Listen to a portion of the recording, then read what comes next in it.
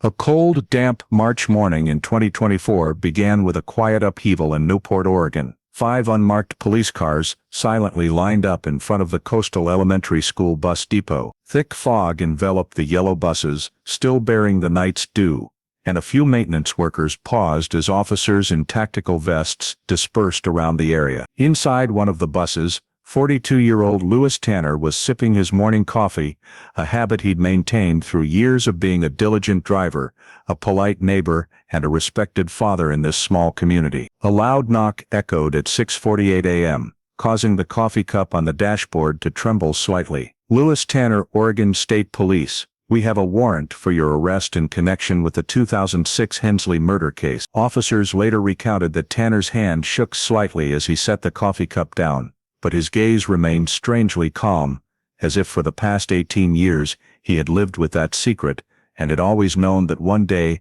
that iron door would open and call his name. Before we delve into this shocking true story, let us know where you are watching from, and if you love journeys to find forgotten justice, don't forget to subscribe so you don't miss the next part. The fall of 2006 found Lincoln City, an Oregon coastal town, shrouded in thick fog and the damp, salty air of the Pacific.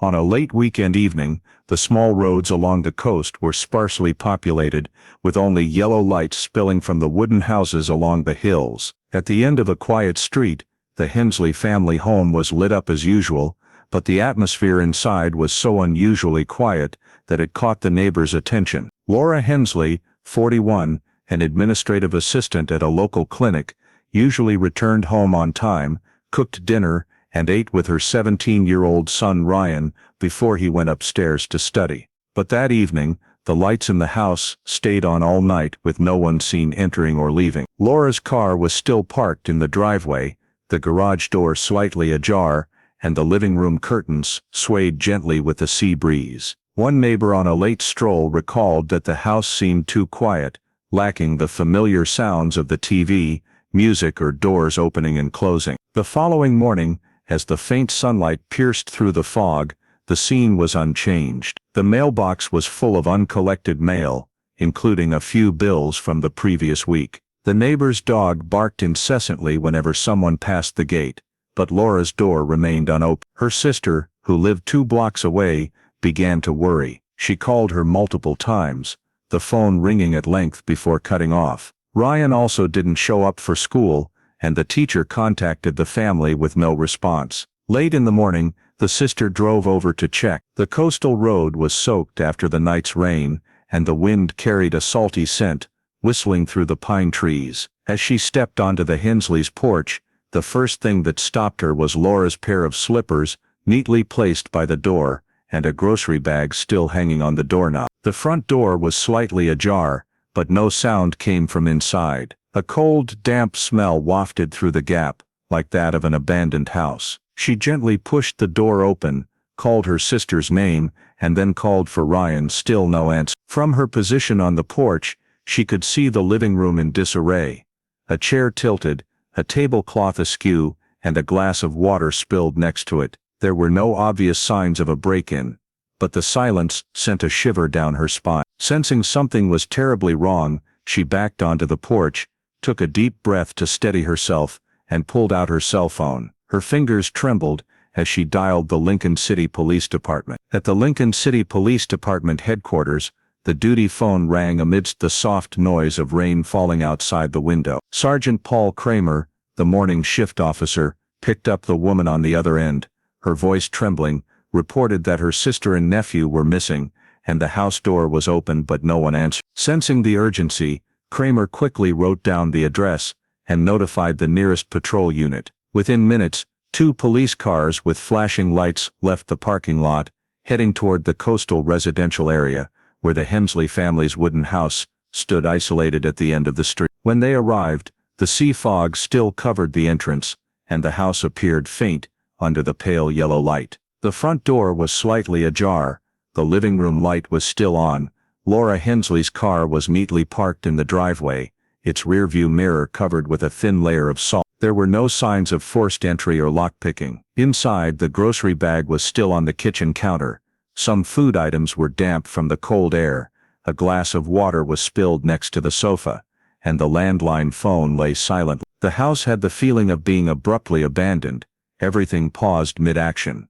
Police called for backup and quickly established a search radius around the house. They walked along the fence line, shone lights into the pine forest behind, checking for footprints, tire tracks, anything suspicious. There was nothing clear, except for a few streaks of mud mixed in the grass. Another small group swept the seawall area, where people often walked in the evening. Waves crashed heavily against the rocks, and the sea wind sprayed the officers' uniforms, but there were no traces or belongings of the mother and son. As the afternoon approached, the search effort expanded. Rescue teams, firefighters and volunteer neighbors split into groups, spreading out across Devil's Lake Park and the small roads leading to the highway. They carried flashlights, loudly calling out Laura and Ryan's names through the thick fog. The radio communications were short, crisp phrases: South Sector, nothing found. Continuing north. With every hour that passed, the hope of finding the mother and son alive diminished. Inside the house, a team of technicians documented the scene. No signs of a struggle, no missing belongings, no windows opened from the outside. Unwashed dishes were still on the dining table. Everything was too quiet. They sealed the door and marked areas for later detailed inspection. By evening, the rain began to fall heavily, and the police lights cast red and blue reflections onto the wet pavement. Neighbors gathered outside the yellow tape, watching the house disappear into the darkness and the flashing light. After nearly 10 hours of searching, the police had not found any signs of Laura or Ryan's movement. The entire area around the house was cordoned off. The initial report included a brief note: 2 missing persons, vehicle and property intact, no signs of forced entry, unusual circumstances. On the morning of the second day, after the missing persons report, the rain had stopped, but the fog still covered the entire coastal neighborhood. The search team returned to Laura Hensley's house for a final sweep, before expanding the search outside the city. The police had temporarily sealed the house the night before, but Sergeant Paul Kramer decided to check inside more thoroughly, as some small details in the report remained unclear. When the door opened, the cold, damp smell mixed with the stale odor of food rose strongly. The air inside was dense, so quiet that the sound of a water drop falling from the eaves onto the tile floor was clearly audible. The team of technicians walked down the hallway leading upstairs. The light from the window was just enough to illuminate a narrow strip on the floor, where a dark brown streak appeared to be spreading. Kramer paused, leaned down to look, and called a teammate for a spotlight. The streak ran from the end of the hallway to the master bedroom door. As they pushed the door open, the scene that revealed itself left the entire team speechless. Laura Hensley was lying face down in the space between the bedroom and the hallway, a leather belt wrapped around her neck, the buckle pulled so tight it broke the skin underneath. Next to her neck was a piece of red cloth, later identified as a bandana. Her hands were slightly curled, her fingernails broken, indicating a struggle before death. Kramer immediately signaled for backup. The crime scene was sealed off within 10 minutes.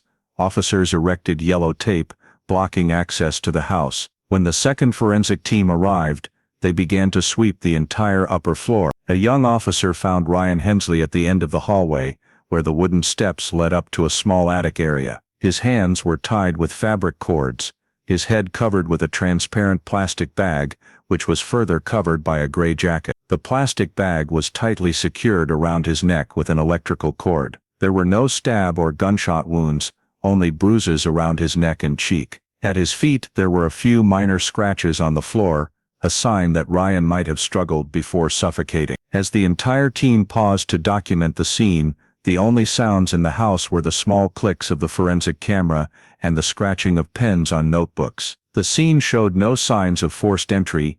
All windows and doors were intact. Outside, the sky was darkening, and the rain began to fall lightly again. Investigators collected evidence: the belt, the bandana, the plastic bag, the electrical cord, along with loose items within a meter radius of the body. On the dressing table near the window they found a bank statement from Oregon Pacific Bank inside Laura's wallet, the corner of the paper smudged with dust and clearly bearing a fingerprint that did not match the victim. When the technicians scanned the floor surface with blue light, several faint bloodstains appeared around the downstairs living room area. It seemed the victim had been attacked there then dragged upstairs. A piece of dark fabric fiber was found near the bottom of the stairs, which was sealed as a sample. Throughout the process, the police maintained absolute silence, each step cautious, as if afraid of disrupting something fragile in the dense, salty and mildewed air. When the evidence collection was complete, the 2 body bags were taken out of the house in silence. Neighborhood residents stood along the caution tape,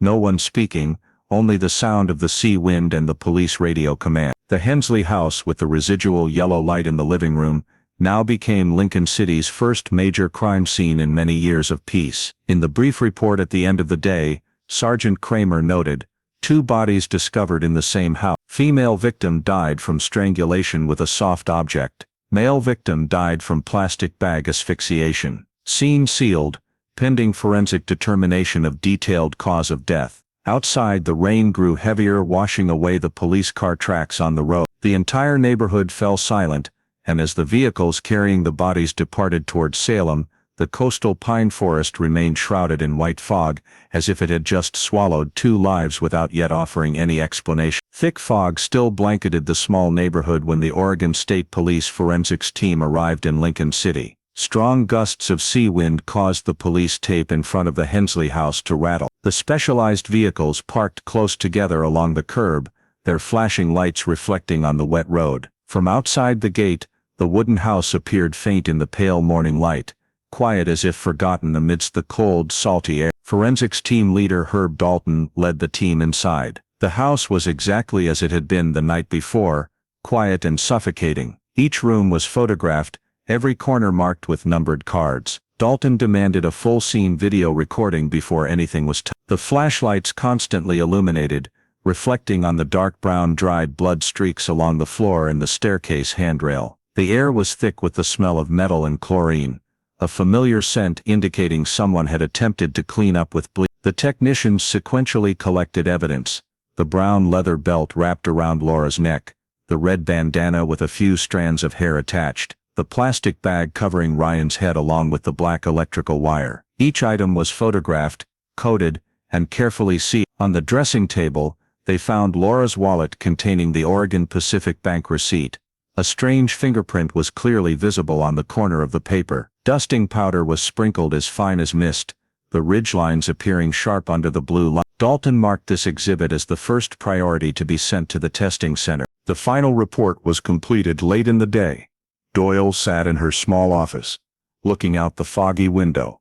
On the desk were 2 sealed envelopes containing hair, skin tissue, and fabric fibers recovered from the victims' bodies, along with 3 CDs containing images of the anatomical injuries. She signed each label, placing them in a metal box marked 46A. In the hallway, the sound of an administrative assistant's shoes echoed on the cold tile floor, reminding her that the police car from Lincoln City was waiting to take the results back to the investigation team. Before closing the file, Doyle added a short line: "The criminal act was deliberate and controlled.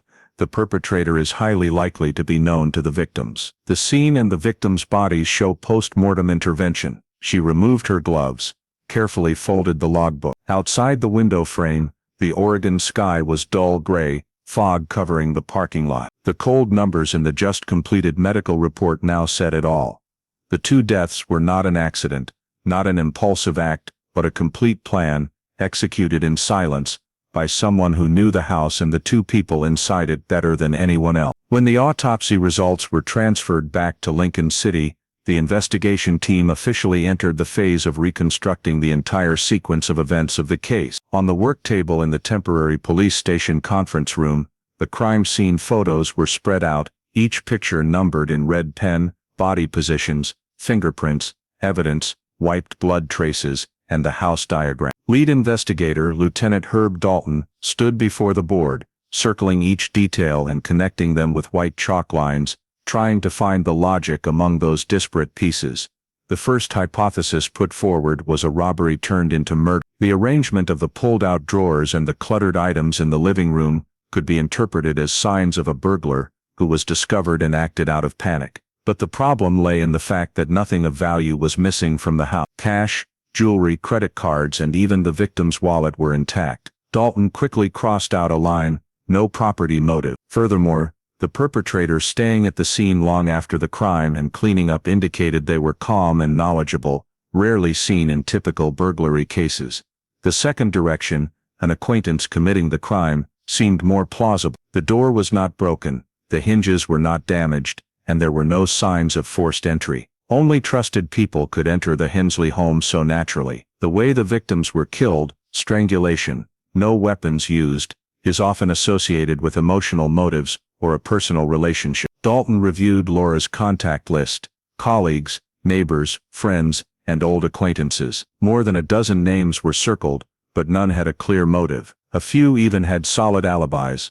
The final direction discussed in the meeting was a professional killer. The chlorine wipe marks on the wall, the staged burglary, and the planned timing of the action all supported this possibility. But what motive would cause a professional to target a normal office worker and her teenage son? There was no financial element, no noted threats or feud. The only trace, the unfamiliar fingerprint, was sent to the AFIS Automated Identification Center for matching against the statewide criminal database. Dalton placed high hopes on this report, as it was the only thread that could connect them to the person who had entered that house. A few days later the results returned. The brief report contained only one line: no match found. Not a single record in the system matched the samples collected from the plastic bag and the bank receipt. The fingerprint did not belong to any previously recorded criminal history. Dalton read it over and over, feeling a heavy sense of disappointment. This meant they were hunting for someone who had never been arrested, or a completely unknown name. The investigation team tried turning back to the acquaintance angle. They interviewed Laura's ex-boyfriend,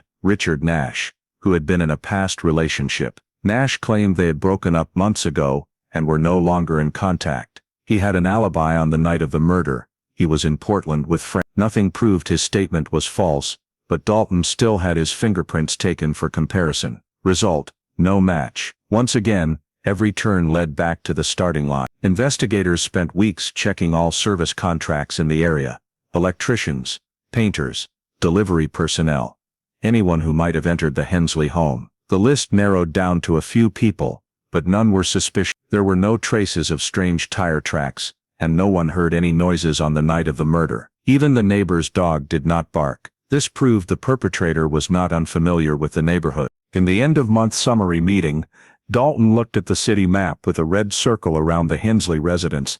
All investigation efforts converged on that central point, but no new data had been added. He drew a strong chalk line beneath the three main hypotheses and circled the last line: motive not determined. The perpetrator is highly likely to be known to or have worked for the victims. As the clock neared midnight, the conference room was lit only by the whiteboard. Dalton gathered the files, his eyes stopping at a crime scene photo: Laura's slippers neatly placed by the door, as if she had only stepped out for a moment. He understood that something was not adding up, but without evidence, everything remained speculation. The case was temporarily kept open, but there was no suspect, no motive, no traces. And in the official file, the final note was just 4 words: no clear lead yet. A woman living across from the Hensley home reported that on the evening before the discovery of the crime, she had seen a white van parked at the end of the road for over an hour. The light from the street lamp was sufficient for her to make out a faded inscription on the door: Becker Painting Service. The name immediately drew attention. Alan Becker, 35, a local house painter, had worked for Laura a few months before she was murdered. Becker had a record of minor offenses. He had been fined for stealing construction materials, not serious but enough to put him on the list for consideration. The investigative team went to Becker's address, a small rented apartment near the town center. He received them with a look of surprise and slight bewilderment upon hearing the news of the murder. Becker confirmed knowing Laura, saying he had repainted her window frames that summer, but insisted he had not returned since completing the job. Dalton observed the tall, slightly hunched man with a low, slow voice. There were faint traces of old paint on Becker's shoes, but what caught the investigative team's attention was the size of the shoes. It matched perfectly with the shoe print on the wooden floor in the Hensley hall. It was a common worker's boot with an old-style rubber sole that few people still wore. The police requested a warrant to search his. In the trunk they found several rolls of adhesive tape, electrical wire, and even a rolled-up plastic bag, items that matched the evidence collected at the scene. No direct evidence, but enough to make Becker the #1 suspect. He was taken to the station for interrogation. Dalton placed a stack of crime scene photos in front of him. Becker remained silent, his face paling when he saw the photo of the plastic bag covering the teenager's head. He denied doing it, saying the items were just his painting tool. His voice trembled, but his testimony was clear and consistent. Police took his DNA sample, fingerprints and shoes for comparison. Throughout the nearly 3-hour-long interrogation, Becker maintained the same assertion. He had not returned to the Hensley home since his last day of work. When the forensic results came back, the investigative team's initial confidence quickly collapsed. Becker's fingerprints did not match the strange prints on the bank receipt in the plastic bag. The DNA samples taken from his hands and hair also did not match any of the evidence. Technicians further confirmed that the electrical wire found in the van was completely different from the type used at the scene. Smaller in diameter and a different color plastic coating. While the shoe size matched, the sole pattern differed in the serrated detail. Everything indicated that Becker was merely a coincidence. Dalton sat in the conference room, reading the result comparison sheet in silence. On the table, the photo of the muddy shoe print on the Hensley floor lay next to the photo of Becker's shoe. The two samples did not match at the heel, a detail everyone had initially overlooked. A small discrepancy, but enough to dismiss the entire hypothesis. He closed the file, leaned back in his chair and sighed. Another line of inquiry had reached a dead end. Becker was released after 2 days in custody. As he walked out of the station, he turned to Dalton and only said one short sentence, "I hope you guys find who did." His expression was not anger but fear. Fear that his name had been associated with this case. The investigative team returned to square one. The scene evidence yielded no new information, and AFIS remained silent. In the concluding meeting, Dalton crossed Becker's name off the suspect list and wrote a short note. Shoe print matched size, not sole pattern. DNA and fingerprints negative, not involved. A long silence hung in the conference room. No one spoke it aloud, but everyone understood the case was slipping out of reach. The perpetrator was still out there, traceless, clueless, and without a discernible motive. Dalton looked up at the board covered with arrows connecting evidence and suspects, all of them stopping halfway, as empty as the very question he had no answer for. In his work diary he recorded a short cold line, like the conclusion of many previous cases. Becker clear investigation continues. No active suspect. As the winter of 2008 rolled in, the Hensley case file was quietly closed.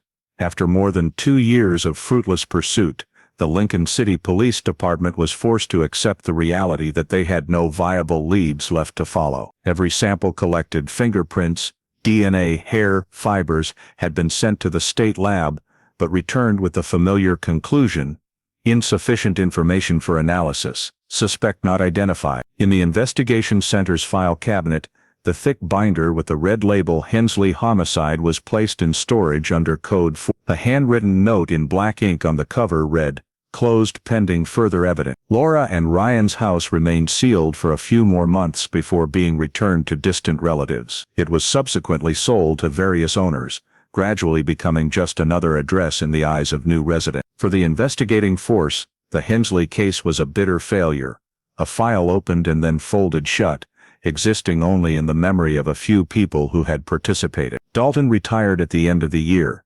carrying with him in his desk drawer a crime scene photo tucked in a small envelope, something he never spoke of. In the following years, investigative technology changed rapidly. DNA analysis became more sophisticated, and the Oregon State Criminal Database was linked to the national network. But the Hensley case remained dormant among the thousands of old files waiting to be digitized. No one touched it, no one asked, and there was no reason to reopen. The names Laura and Ryan were only occasionally mentioned in forensic training classes as an example of an unsolved murder. Time fades everything. Lincoln City Beach was still bustling with tourists in the summer, and the small neighborhood from that year had now been repaved with new rows of pines planted. The Hensley house stood silent between two newly built homes, repainted on the outside, with no trace of the tragedy that had occurred within. But in the storage archives in Salem, Box 426A remained, thickly covered in dust over the year. Inside were old sealed bags, faded numbering ink, a few yellowed reports, and the crime scene photo still retaining the blurry red hue of dried blood. By 2024, when the Oregon Cold Case Initiative program was approved by the state, hundreds of long-standing files were selected for review with new technology. Young investigators, most of whom belonged to a generation that never knew about the Hensley case, were tasked with digitizing the documents, scanning fingerprints and DNA using the new automated system. A list of prioritized cases was created based on the feasibility of the old samples on it. The name Hensley double homicide tooth. Detective Charles Costner, by then with over 15 years of experience in the Oregon State Cold Case Unit, happened to read this file while reviewing the data. Dalton's meticulous notes and the old forensic results caught his attention. Unusually clean scene, foreign fingerprints, no clear motive. That brief sentence gave Costner a hunch that this case was worth another try. He requested authorization to bring all the evidence to the central lab in Salem for reanalysis, using the new protocol. When the old boxes were opened, the air in the storage room seemed to thicken. The sealed plastic bags were stained with age, and the masking tape edges were brittle and frayed, but inside the evidence, the red bandana, the belt, the plastic bag, the bank receipt was preserved intact. The young technicians looked at them with a mixture of curiosity and respect, because each piece of evidence might contain a solution that had been covered by time for 18 years. Costner requested that all fingerprints be rescanned with modern equipment and that the evidence be examined under ultraviolet light to look for any remaining biological traces. The new AFIS system was directly connected to the national database, which stored millions of fingerprints of citizens and criminals across the United States. He knew that if only a small part of an old print was clear enough, the system could identify in minutes what took weeks in 2000. Before leaving the room, Costner paused to look at the envelope containing the bank receipt, the piece of evidence that had made Dalton believe the killer might have known the victim. He didn't say it out loud, but a special feeling arose in his heart. A case that seemed dead might be about to awaken. The faint data points from 18 years ago would now be re-examined under new technology, and sometimes all it took was one matching fingerprint or a remnant DNA sample to fling open the door the past had closed. In the far corner of the storage facility, the other rows of file boxes remained dusty, but box 426A was now placed separately on a workbench, marked with a new tag. Reopened. Active review. Lincoln City was peaceful in the spring, unaware that the case that once haunted the entire town was preparing to come back to life, and the names Laura and Ryan Hensley would once again appear in an investigation report. This time not as a memory, but as a reminder that justice can sleep, but never truly die. In the small office of the Oregon State Cold Case Unit in Salem, screen light illuminated the wrinkled face of Detective Charles Costner. He flipped open the old file bearing the red label, Hensley Double Homicide 2006, the paper yellowed and the edges of the cover torn in places. Inside, every crime scene photo, autopsy report, and forensic analysis was carefully organized with handwritten notes from the former investigator, Herb Dalton. The bold black ink on the first page made him pause. No clear motive. Perpetrator may have known the victims. Costner had worked on dozens of old cases, but rarely had he seen a crime scene described as clean to the point of being almost emotionless. He noted that Dalton had followed the correct procedures, collecting DNA samples, fingerprints, and scene photos thoroughly.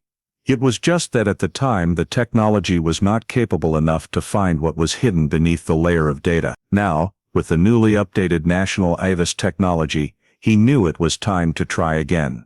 The evidence from the storage facility was transferred to the lab on the same day. The red bandana, leather belt, plastic bag and bank receipt were carefully placed on a table under a protective glass shield. All had been sealed for nearly 2 decades, but Costner understood that sometimes, just a tiny skin cell, a remnant fingerprint, could reawaken an entire case. He put on gloves and stood watching the technical team begin their work. The technicians opened the evidence bags one by one. Under fluorescent light, the Oregon Pacific Bank receipt, the piece of evidence Dalton had marked as most important, still clearly showed the printed text and old dust residue. A forensic specialist placed the receipt on an electronic scanning table using a national-grade laser fingerprint imaging device. In just a few seconds, the screen displayed characteristic whorl patterns, the print fragments clearer than the Costner leaned in, his eyes alight with rare focus. We have at least 2 perfect points of concordance, the technician said. He nodded, his voice low. Run it immediately through National IV. The new system was directly connected to the federal criminal database, which included millions of prints, not only from convicted criminals, but also from individuals who had registered to work in security-checked fields. This time they not only scanned the new sample, but also the print on the plastic bag, evidence previously deemed too unclear. After nearly 20 minutes of parallel scanning, the data began to display a series of similarities. Blue dots ran along the spiral ridges on the screen, then stopped with the announcement, "Possible match found, 87% confidence."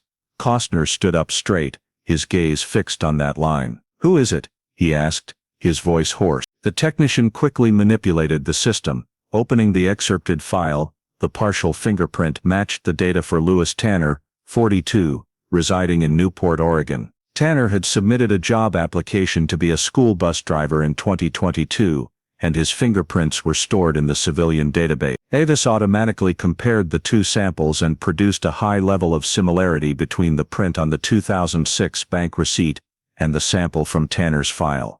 The air in the room suddenly went silent. Costner frowned, looking at the brief information: former residence in Lincoln County, previous occupation, independent painter. One detail made him pause: Lincoln County, the same area as the Hensley home, former occupation, paint. Exactly the kind of work Laura had hired someone to do at her house before she was murdered. A link had just been closed after 18 years.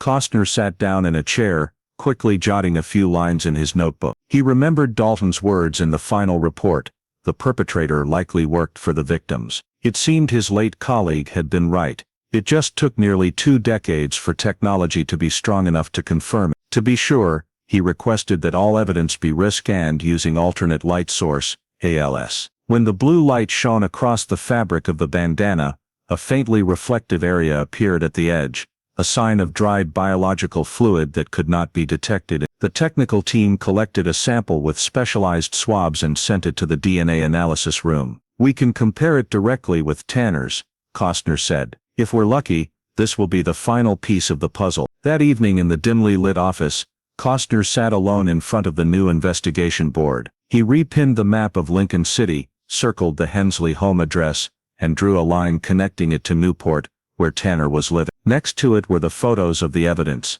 bandana, plastic bag, bank receipt. Under each photo, he taped a short note in red pen: partial fingerprint match, DNA sample pending analysis, occupational link, paint. In the hallway, the sound of the printer and footsteps echoed steadily. While most staff had gone home, Costner remained, looking at a photo of Laura Hensley, an old photo, taken from the tooth. Her face appeared gentle, her eyes bright, contrasting with the heavy images in the forensic photos he had viewed all day. "We won't let this continue to sleep," he murmured, his voice hoarse in the dim light. When he left the office, it was dark outside and rain pattered on the window pane. On the computer, the Avis system was still running the final verification algorithm. A small notification popped up in the corner of the screen, blinking in blue light: verification in progress, estimated time. In 6 more hours, the past might speak the name of the person who once crossed the threshold of the Hensley home, leaving a tiny handprint, unaware that 18 years later, it would lead him back into the light. The next morning, as Detective Charles Costner stepped into his office, the indicator light on his computer screen was still blinking the line he had waited for all night.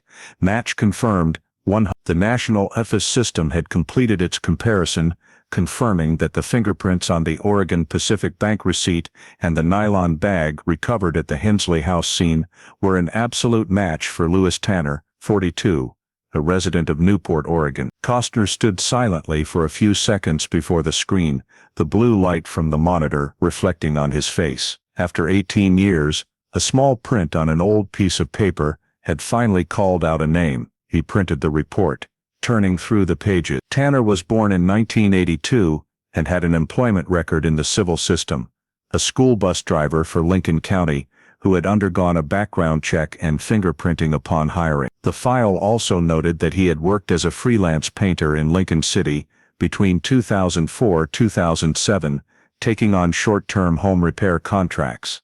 As he read that line, Costner felt his heart beat faster. Painter, the exact type of job Laura Hensley had hired someone for just months before her murder. The coinciding information couldn't just be a coincidence. He redlined the phrase on the report and immediately taped it onto the investigation board in front of him. Lewis Tanner, Lincoln City painter 2. The small investigative team was called in that same morning. Beside Costner were two veteran investigators, Tony Graziano and Lucy Goodell, specialists in cold cases involving fingerprints. On the large screen, Costner projected a map of Lincoln County, circling the Hensley home in Lincoln City and drawing a line to Newport, where Tanner resided. The distance is only a little over 40 miles. He worked in the area. He was exposed to similar materials found at the scene, he said, his voice low but firm.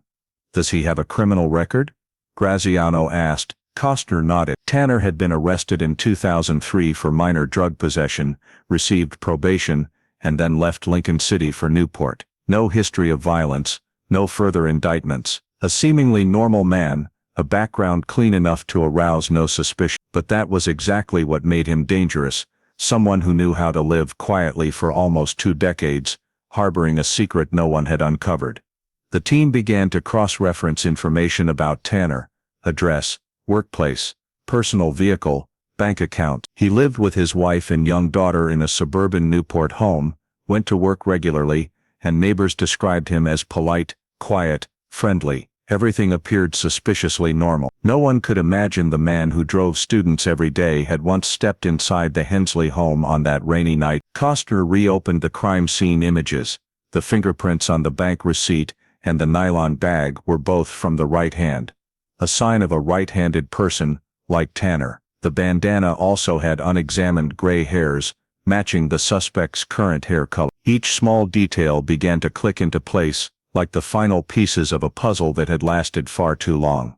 To be certain, Costner contacted the Salem lab to request cross-verification. Within hours the results returned.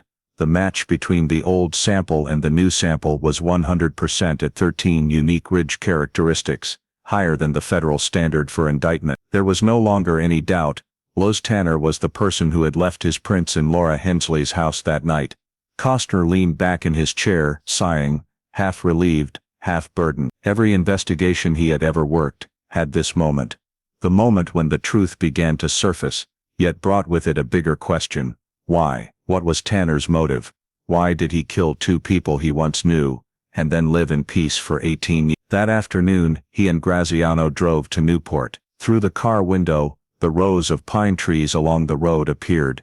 The cold sea air carried on the wind, the same atmosphere he thought he had left behind when he closed the Hensley file years ago. They stopped outside the elementary school where Tanner worked. A long line of yellow buses was parked neatly in the lot, students rushing out, laughing. Costner observed and recognized Tanner, the gray-haired man in a blue jacket, calmly checking a student list. No one, not even him, could believe that person was the perpetrator of the horrific crime in 2. He looks too normal, Goodell whispered. Costner didn't answer, only noted in his pad: monitor movement, verify schedule, covertly collect DNA sample. The internal meeting that followed concluded Tanner was the official prime suspect in the Hensley case. However, to move toward arrest, they needed one more piece of confirming evidence. If the DNA matched the sample found on the bandana or the nylon bag, the case would have sufficient grounds for prosecution. Graziano proposed a plan for covert biological sample collection.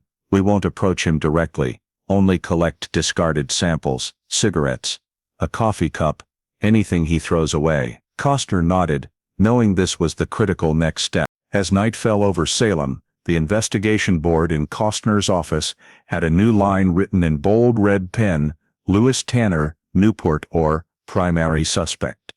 Beside the line, he taped the old photos of Laura and Ryan, 2 gentle faces blurred in the lamplight. After nearly 20 years, the name of the person who took their lives had finally been revealed.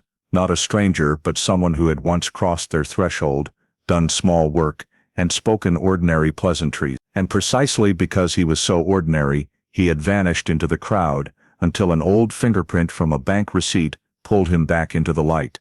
After identifying Lewis Tanner as the prime suspect, the Oregon State Police immediately deployed the surveillance phase. A specialized team from the cold case unit was assigned to track him in secret, avoiding any disruption to Tanner's life or causing him to become alert. Costner, the case commander, understood they were in the most fragile stage.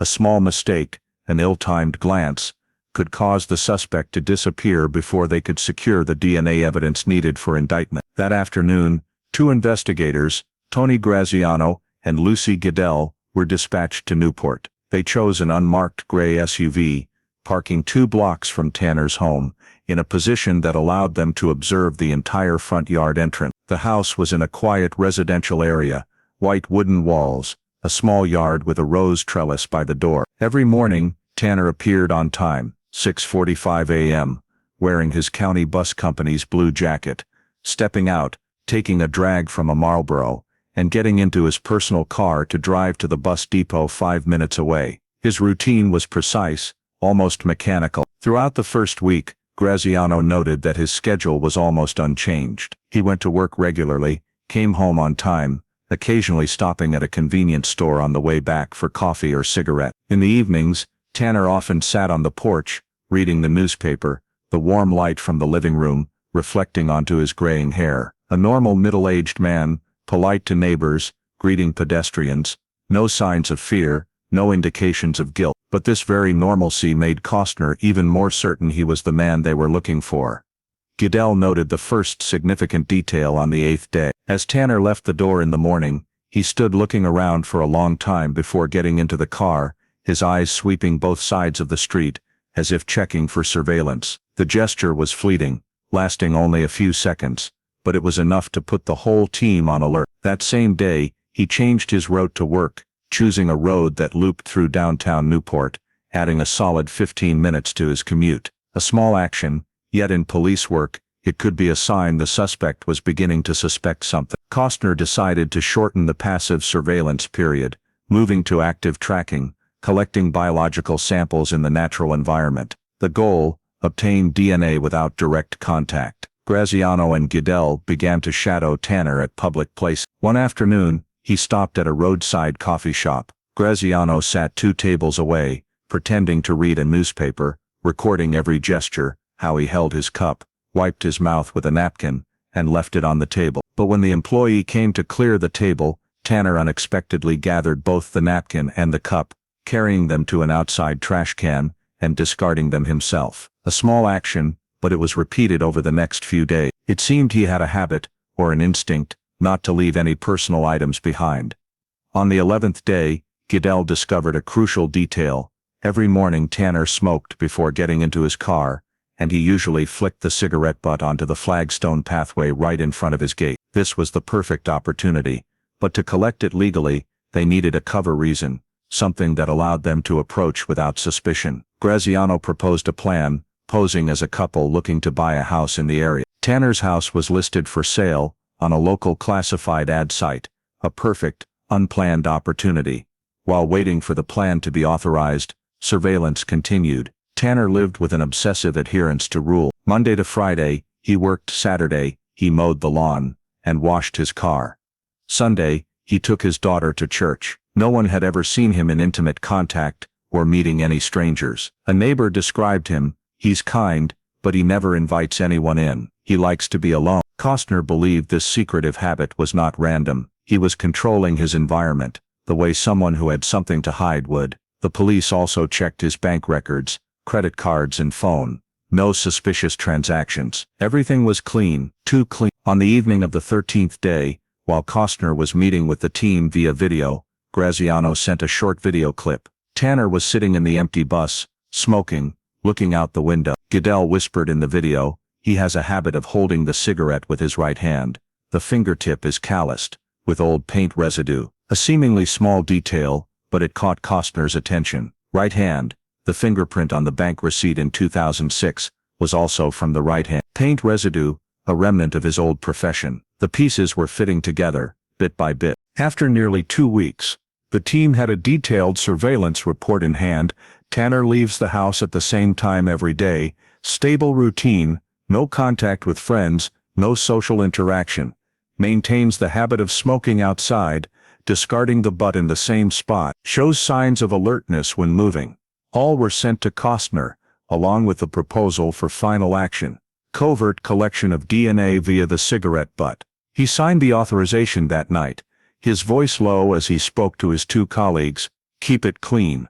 No contact, leave no trace." When the plan was approved, they began to prepare for the chance encounter under the guise of house shopping. Tanner had no idea that the people who were about to knock on his door and speak intimately with him would not be ordinary buyers, but two investigators carrying a DNA collection warrant, the final piece to close a case that had been dormant for 18 years. That night, as Graziano rechecked the audio recorder and the evidence preservation bags, Costner sat in his office, looking out at the fog outside the window. He knew clearly, as long as they obtained a valid DNA sample, everything would end.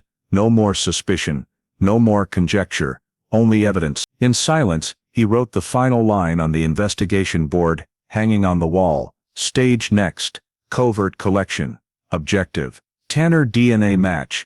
The morning was gray with heavy fog, and a cold wind from the sea blew through the trees in the suburban Newport neighborhood. On the wooden sign in front of house number 100, the For Sale Lincoln Realty sign swayed gently in the breeze. The white, two-story house with a steep blue-gray roof looked as peaceful as any other house on the block. But to Tony Graziano and Lucy Goodell, it was not just a house for sale, it was the hiding place for the final piece of the 18-year-old Hensley case. They arrived half an hour early to check the area. They were playing the roles of a couple from Salem looking to buy a beach vacation home. Their car, an old silver sedan, was parked a few houses away from the entrance. Graziano wore a simple plaid shirt and a fake wedding ring. Lucy wore a brown jacket and carried a folder of financial documents. In the trunk, they had evidence preservation bags and a certificate of scene collection ready, just in case. At exactly 9 a.m., Louis Tanner stepped onto the porch. He wore a thick jacket, holding a coffee cup and the familiar Marlboro pack. When he saw the young couple approaching, he smiled, his demeanor friendly. "You folks are from Salem, right? I think the real estate agent mentioned it." His voice was low and steady, with no trace of nervousness. Graziano smiled and extended his hand for a shake. "That's right, I'm Tony, and this is my wife Linda. We really like this area, it's so quiet." Tanner led them around the front yard. Graziano's eyes discreetly observed every detail, where he stood, the wind direction, his habitual gestures. Tanner spoke while lighting a cigarette, taking a deep drag. White smoke curled around his face, then was carried away by the wind. "I repainted this house last year, the roof is new, and the water pressure is great," he said, grinding the cigarette ash onto the cement pavement with his heel. Graziano nodded, maintaining an interested expression, but his gaze quickly tracked the hand holding the cigarette. Every movement was memorized, the distance, the position, the wind angle, as if rehearsing a prepared step. Inside the house, Tanner showed them each room. The space was clean and tidy, almost sterile. On the wall were a few family photos, a brown-haired girl about 10 years old smiling brightly. Lucy tried to maintain a natural attitude, asking about amenities and neighbors, while Graziano silently observed Tanner's right hand, calloused fingertips, nails stained with old paint, the mark of someone who had worked in a trade. Everything matched the profile. When they went out to the backyard, Tanner leaned against the wooden railing, lighting a second cigarette. He seemed relaxed, talking about moving, about his school bus driving job that made him want to be closer to the city. Graziano smiled politely, asking a few casual questions to keep the conversation flowing naturally. Meanwhile, Lucy took the opportunity to walk around the yard, admiring the view, but actually checking escape routes and the most convenient position for sample collection. After about 20 minutes, the house viewing was nearing an end. Tanner finished his cigarette, flicked the butt onto the flagstone walkway near the steps, and then bent down to stamp it out with his heel. The action was natural, oblivious that Graziano's eyes had just swiftly followed the trajectory of the falling butt. As Tanner turned back to close the backyard gate, Graziano subtly tilted his head to signal. Lucy immediately understood. This was the moment they had been waiting for. "The house is truly wonderful," Lucy said loudly, her voice bright, deliberately drawing Tanner's attention. "Do you think we can go back and discuss it with the bank, Tony?" Graziano nodded, smiling, and then turned to Tanner. "We'll be in touch soon. Thank you for your time." They shook hands one last time. Tanner wished them good luck, and turned back inside. The door closed. Silence.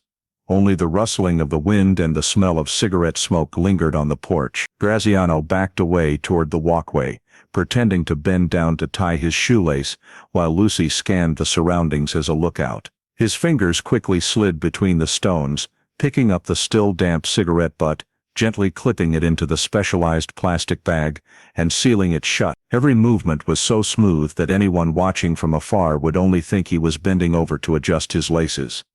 Leaving the neighborhood, they didn't speak the entire way back. Only when the car turned onto the main road did Graziano speak, his voice low. "We have the sample." Lucy nodded, her eyes still on the window, her breath slow but steady. In her hand, the plastic bag containing the small cigarette butt seemed heavy, the thing that could decide one man's fate and close nearly 2 decades of investigation. At the Salem laboratory, the sample was transferred the same day. The technician opened the seal, carefully separated the filter, and used a specialized swab to collect epithelial cells and saliva residue. Every step was recorded and logged as evidence. Costner was present, standing behind the observation glass. He said nothing, only watched the light reflect on the steel table and listened to the clinking of metal tools. After 18 years, everything seemed to return to the starting point, with the sole hope resting in a single cigarette butt.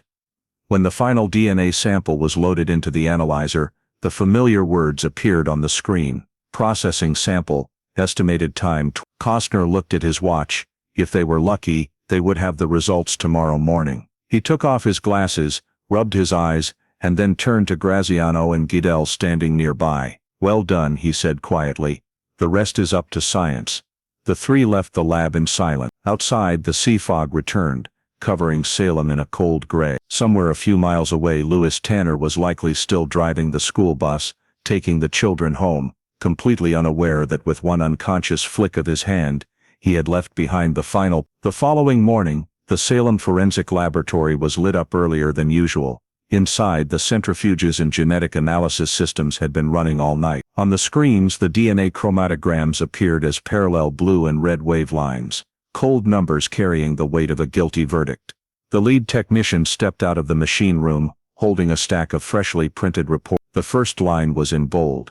"Match confirmed." The results could not have been clearer. The DNA sample collected from the cigarette butt outside Lewis Tanner's house perfectly matched the biological sample found on the red bandana, the evidence item that had been wrapped around Laura Hensley's neck the night she was murdered. The genetic structure at 15 loci was an absolute match, with the statistical deviation being almost zero. After 18 years, science had finally given the truth a name. Detective Charles Costner received the report in silence. He read every line, gripping his pen so tightly his knuckles turned white. The months of surveillance, tracking, and patiently collecting evidence, all now condensed into a few pages of paper. But he also understood, the DNA results, while powerful, were still not enough to apply for an arrest warrant. They needed a supplemental physical evidence, something that could directly link Tanner to the scene, a piece of evidence that no lawyer could refute. In the conference room, the air was tense. On the whiteboard, Costner wrote 2 large lines: DNA Tanner, bandana, match. Need physical evidence link secondary. Guidel looked up, his voice low. "In court, DNA alone can be argued as consensual contact." Graziano nodded. "He'll say he met Laura, explaining the DNA as a residue of a previous acquaintance." Costner knew they were right. Tanner could cling to that defense, that he'd had a personal relationship with Laura, and the DNA was just a remnant of an old connection.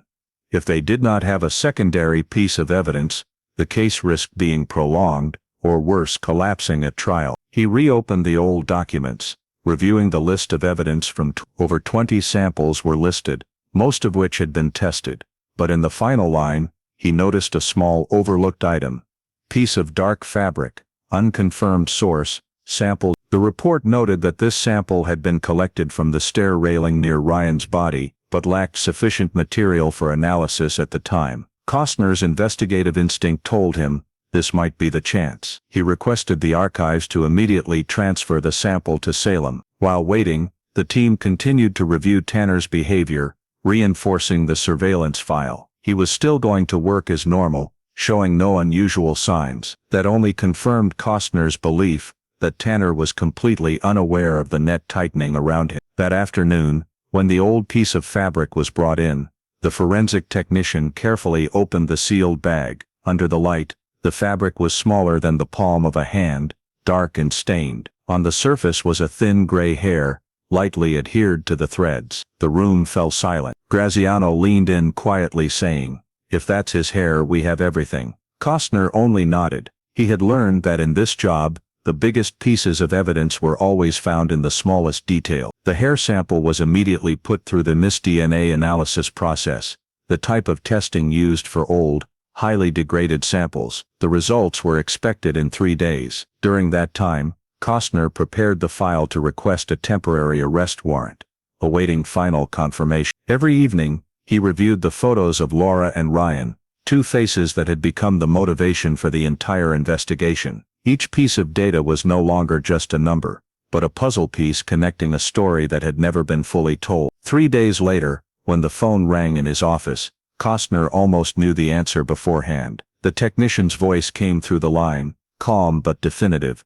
"We've completed the analysis. The hair sample on the fabric perfectly matches Lewis Tanner's mtDNA profile." He said nothing for a few seconds, just looking out the fogged window. Rain started falling again, light and steady, as if Oregon was whispering the closure of a secret buried for nearly 2 decades. Now they had everything: fingerprints, biological DNA and physical evidence. Costner closed the file folder, giving Graziano a brief look. "Prepare the arrest warrant. Don't give him time to realize what's happening." Outside, Lewis Tanner was still living a normal life, driving a school bus to take children home, unaware that in just a few hours, his doorbell would ring, and the past he tried to bury since The old piece of fabric was transferred from the Salem archives to the central laboratory on a cold, misty morning. It lay in a transparent nylon evidence bag, labeled Evidence N18, with the faint inscription "Almost gone with time."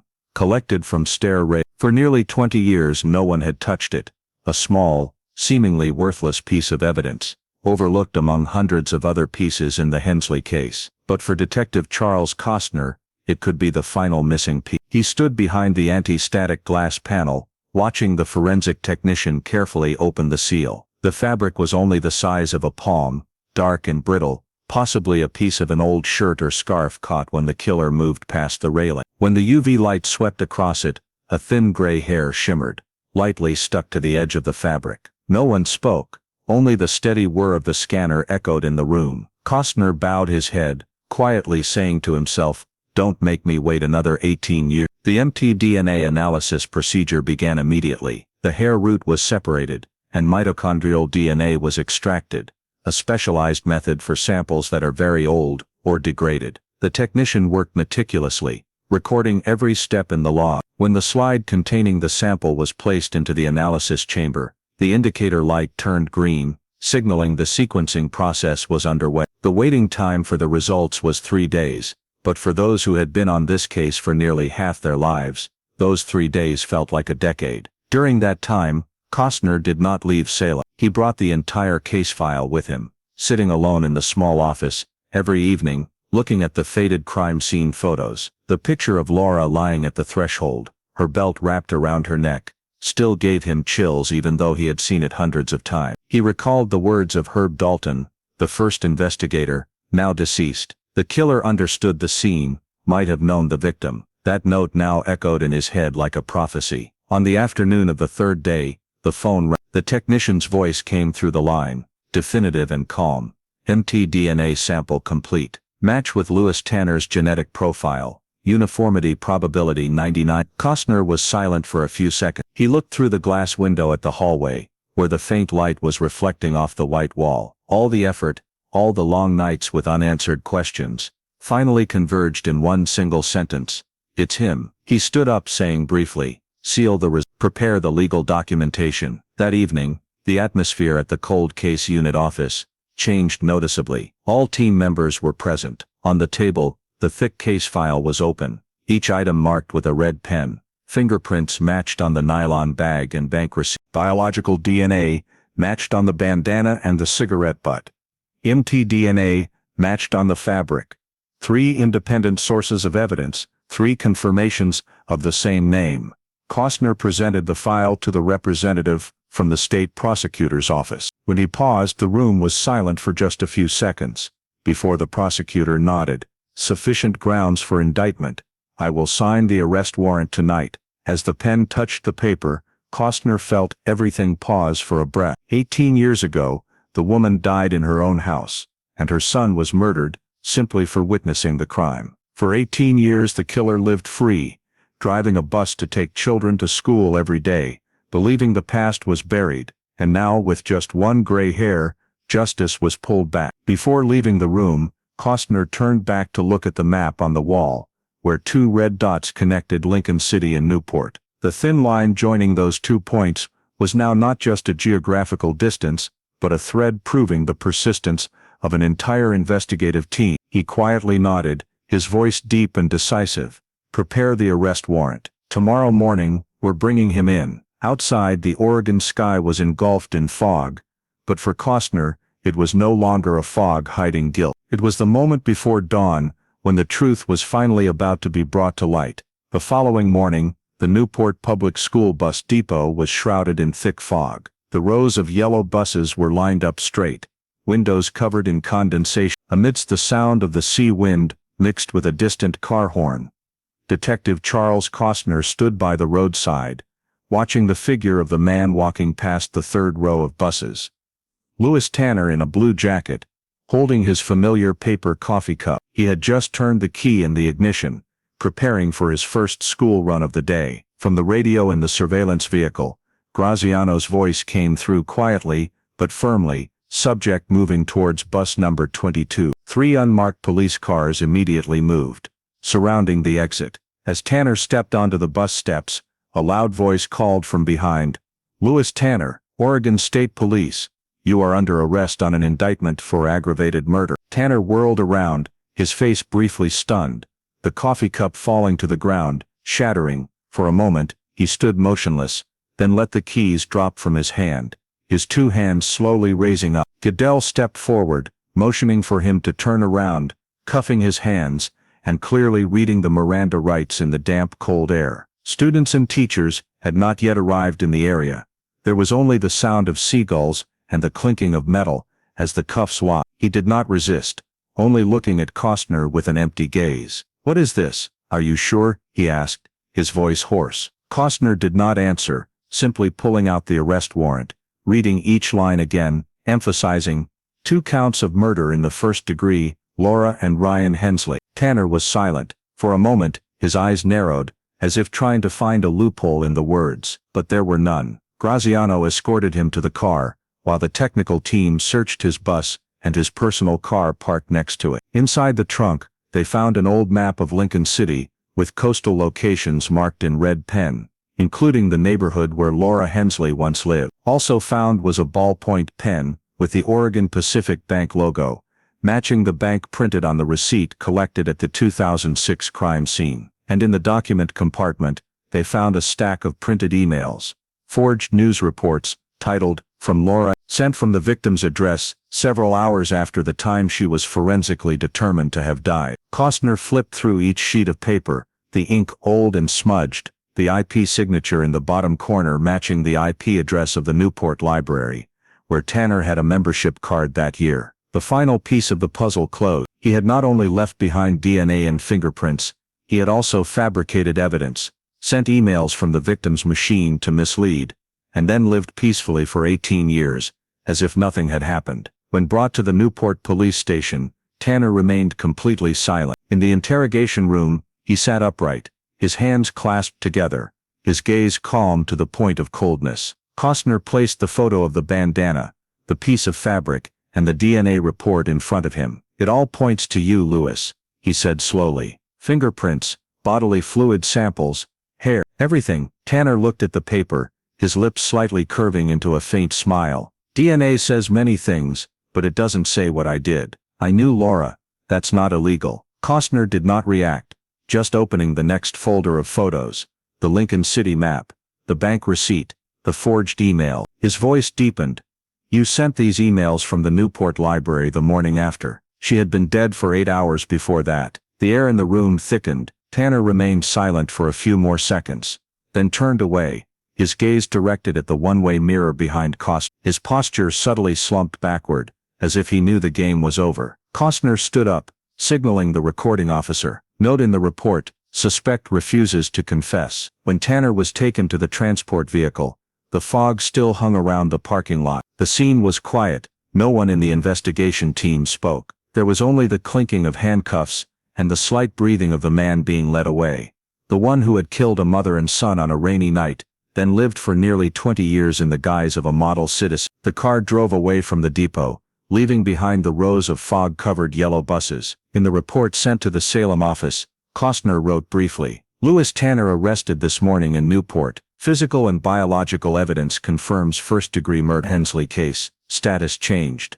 Solved." He looked out the car window, where the faint light of the early morning slowly spread over the sea. 18 years of investigation, hundreds of hours of work, and finally, justice had found the person it had been waiting for all that time. The interrogation room at the Oregon State Police Department was cold and brightly lit under white fluorescent lights. On the table were only a bottle of water, a thick file, and a small recorder placed in the center. Lewis Tanner sat opposite, his hands lightly cuffed in front, his eyes looking straight ahead, but avoiding contact. His face no longer held the stunned look of the morning of his arrest. Instead, there was a calmness bordering on coldness, as if he had a different story prepared for himself. Detective Charles Costner walked in, and Tony Graziano sat down next to him. He turned on the recorder, his voice composed. March 17, 2024. Interrogation of suspect Lewis Tanner regarding the murder case of Laura and Ryan Hensley, which occurred in Lincoln City in Tanner nodded slightly, gripping the water bottle, but not opening the cap. Costner began with basic questions. Residence, job, past relationships. Tanner answered slowly, appropriately. When asked about Laura Hensley, he did not avoid the question. "I knew her," he said, his voice deep and dry. "I did some house painting for her that year. After that we met a few times, we were intimate, but it was entirely consensual." Costner did not react, only nodding and flipping a page of the file. He placed a sealed nylon bag containing the DNA sample and the test result report on the table. "You know what this is, don't you?" Tanner glanced at it, maintaining his calm tone. "Looks like your evidence. But if you have my DNA in her house, it only proves I was there. It doesn't say I killed anyone." Graziano leaned forward, his voice low and firm. "She died from strangulation. Her son died from a nylon bag being pulled over his head, and your DNA is on the bandana used to kill her. Explain that." Tanner shrugged, a faint smile appearing.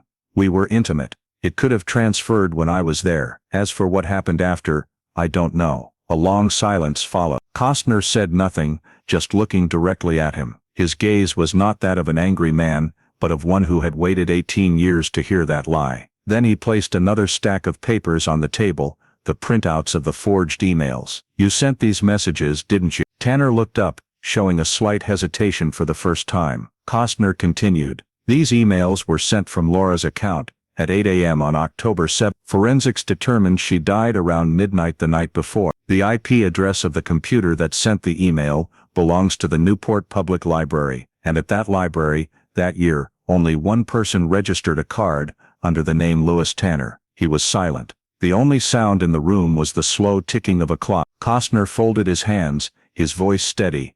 "Do you want to explain why you used the account of a dead person to send messages to her colleagues, trying to make everyone believe she was still alive?" Tanner pursed his lips, his gaze drifting away from the papers, looking up at the one-way mirror behind Costner. He spoke softly, his voice almost a whisper. "Think what you want. I won't say anything more." Graziano raised an eyebrow. "So you admit to being there, knowing her well, your DNA at the scene, and also using the library where you were registered to send forged emails. But you still say you are innocent." Tanner turned back, a flash of coldness in his eyes. "I did not kill them." Costner did not respond. He pushed the crime scene photo toward him. Laura lying on the floor, her neck wrapped in a belt, the red bandana draped across. The light from the examination lamp reflected on the photo, making it look as if it had just been taken last night. Tanner looked at it, remained silent for a few seconds, then turned his face away. Costner closed the file, his voice low but firm. "Lewis, you have the right to remain silent, but silence doesn't erase the trace. DNA, fingerprints, hair, the map of Lincoln City in your car, the pen from the bank Laura visited, the email sent after she died, Everything tells the same story. You were there, you cleaned up, you staged the scene, and there's only one thing you haven't done, and that's tell the truth. Tanner leaned back in his chair, his gaze sliding down to the floor. No argument, no denial, no admission. A silence as thick as a curtain separated him from the rest of the world. Costner understood. The interrogation had reached its limit. He turned off the recorder, signaling the guard to take the suspect back to the holding cell. When Tanner stood up, the clinking of the handcuffs echoed in the silent room. He turned back to look at Costner, his voice almost mocking. You may have the DNA, but you'll never understand what really happened that night. Costner did not reply, just watching him being led away. The steel door closed, the dry sound of the lock clicking in the cold white light. He sat quietly for a long while before the file. No more words were needed, because sometimes the silence of a criminal is the clearest confession. The trial of Lewis Tanner took place in the Lincoln County Courthouse on a May morning in 2024, nearly 20 years after the Hensley case had rattled Oregon. The sky was overcast, and the ocean wind from Newport whipped across the stone steps of the courthouse, carrying a cold, salty scent and an indescribably heavy feeling. Local residents, many of whom still remembered the 2006 case, gathered in the hallway outside, waiting for news. They looked toward the large wooden door where police officers escorted Tanner inside, wearing a light gray inmate shirt with his wrists cuffed. His face retained its customary composure, but his eyes were cast down, avoiding all camera lenses. Inside the courtroom, the carefully selected 12-person jury sat silently behind the wooden rail. Prosecutor Maria Ancavella, representing the state of Oregon, stood at the podium, opening with words that were deliberate yet firm. Your Honor, members of the jury, this is a story of justice delayed for 18 years, but not forgotten. That night, in Lincoln City, a mother and son were murdered in their own home. The killer thought he had wiped away all the traces, but time and science would not allow it. She began presenting the chain of evidence. The large screen displayed crime scene photos, a belt, a red bandana, a plastic bag, a bank receipt, and the pieces of evidence that had become symbols of the case. The prosecutor followed a scientific sequence, step by step. Fingerprints. The comparison between the print recovered from the bank receipt and the plastic bag with Tanner's file, matching at 13 unique points. DNA. Biological fluid extracted from the bandana, matched the sample from a cigarette butt, collected outside his home. Mint DNA. From a gray hair found on a piece of old fabric, it was an absolute match with Tanner. IP address. A forged email sent from Laura Hensley's account the morning after her death, traced back to the Newport library, where Tanner was the only person with login credentials at that time. Corroborating evidence. An old map of Lincoln City, a pen with the Oregon Pacific Bank logo, and a printout of the email found in his car. As the technicians and forensic experts were called to the stand one after another, the courtroom fell silent. Each one meticulously described the examination process, from sample collection and preservation to the DNA analysis, using new technology. Every link was reconnected, fitting together perfectly like an unbreakable chain of proof. Next, Detective Charles Costner was called. He presented the 18-year investigative journey, from reopening the cold case file, the discovery of the fingerprint in the national AFIS system, to the surveillance plan, and the secret collection of DNA from the cigarette butt. His voice was calm, clear, and unembellished. We were not hunting randomly, he said. We were simply following a single trace, the fingerprint of truth. Tanner's defense attorney, an experienced man with thick gray hair, attempted to counterattack. He argued that the DNA sample could have been contaminated since the evidence had been stored for nearly 2 decades. He claimed that Tanner had a personal relationship with Laura Hensley, so his DNA being in the home was normal. He questioned the legality of collecting the cigarette butt sample, whether it was done with consent. But Ancavella immediately retorted. She presented a video of the collection process, in which Graziano openly picked up the cigarette butt from a public area, violating no law. Next, the forensic expert confirmed that the DNA sample from the bandana and the cigarette butt came from the same source, and the probability of a match with any other person was 1 in 7 trillion. Regarding the consensual relationship, Ancavella directly challenged, if that were true, why did his DNA not appear anywhere else in the house? but only on the instrument used to strangle the victim. Why did he send an email from her account after she was already dead? Her words resonated throughout the courtroom, causing Tanner to bow his head, his face darkening. The jury members took continuous notes, a few glancing his way. On the third day of the trial, the prosecutor showed a crime scene reconstruction based on the forensic report. The courtroom lights dimmed, leaving only the large screen displaying the small Lincoln City house on that rainy night. A steady narrative voice described the killer's every step, entering the house through the front door, strangling Laura with a belt, staging the scene as a robbery, then being caught by Ryan and killing the boy to silence him. Every detail was substantiated by bloodstains, footprints, and Tanner's fingerprint. The defense attorney stood up to object, claiming that the reconstruction film is not direct evidence, but the judge allowed the screening to continue, emphasizing, "This is a simulation based on actual forensic data." When the lights came back on, Tanner remained seated, eyes on the table, his former look of defiance gone. By the end of the fourth day, both sides concluded their arguments. Ancavella rose, addressing the jury. "Justice may move slowly, but it always arrives. Two people were stripped of their lives, and their killer lived free for 18 years. Today only you, representatives of the community's conscience, can speak the final truth." The courtroom fell silent as the jury left to deliberate. Outside, a light rain began to fall. Costner leaned against the hallway, looking out the fogged glass, recalling the early days of reopening the file when all he had was a faint fingerprint. 3 hours later, the bell chimed. Everyone returned to their seats. The jury foreman stood up, his voice clear and decisive. "We, the jury of the Lincoln County Court, having reviewed all the evidence and testimony, find the defendant Lewis Tanner guilty of murder in the first degree against Laura Hensley and Ryan Hensley." A collective gasp escaped across the room. Tanner sat motionless, his face expressionless. Goodell, seated in the back of the witness section, gave a slight nod to Costner. Their eyes met. No words needed. 18 years of waiting, thousands of hours of investigation, hundreds of pages of files, all wrapped up in 2 words: guilty.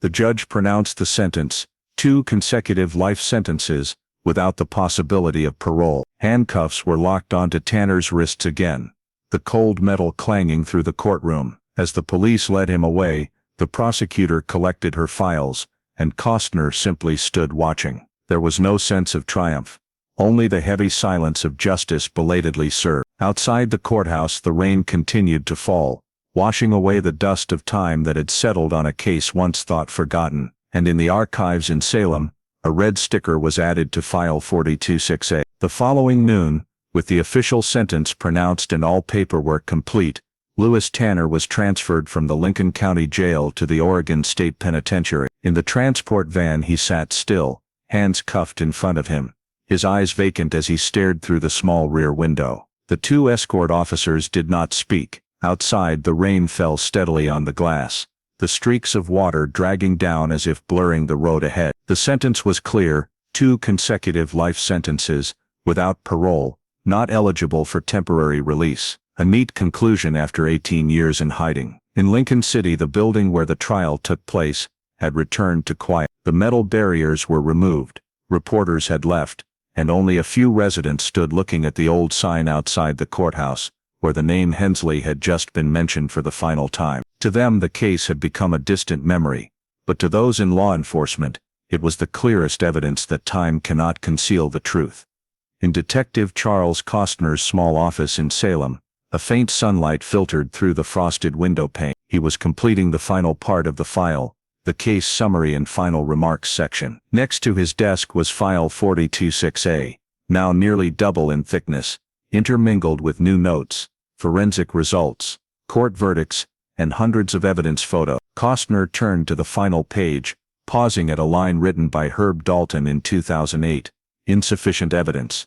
Perpetrator may have known the victim. He smiled faintly, adding right below it, assessment confirmed. Perpetrator Lewis Tanner, convicted of 2 counts of first-degree murder. He carefully put the file back together, affixing a new red label, case closed, convicted. Before placing it in the cabinet, Costner stood silently for a long moment, looking at an old photo of Laura and Ryan Hensley, the picture found in the original file, showing the mother and son on the Lincoln City beach in the summer of the ocean. Waves gently lapped behind them, and sunlight shone on their gentle smiles. All that peace had been abruptly cut short by a person with the most ordinary face. The office door opened, and Graziano walked in, holding 2 hot cups of coffee. "I guess you haven't had breakfast," he said, placing one cup on the desk. Costner nodded, thanking him. Both sat in silence for a few minutes, listening to the wind howl over the roof. Goodell walked over, placing an envelope containing a photo taken at the trial on the desk. Tanner bowing his head,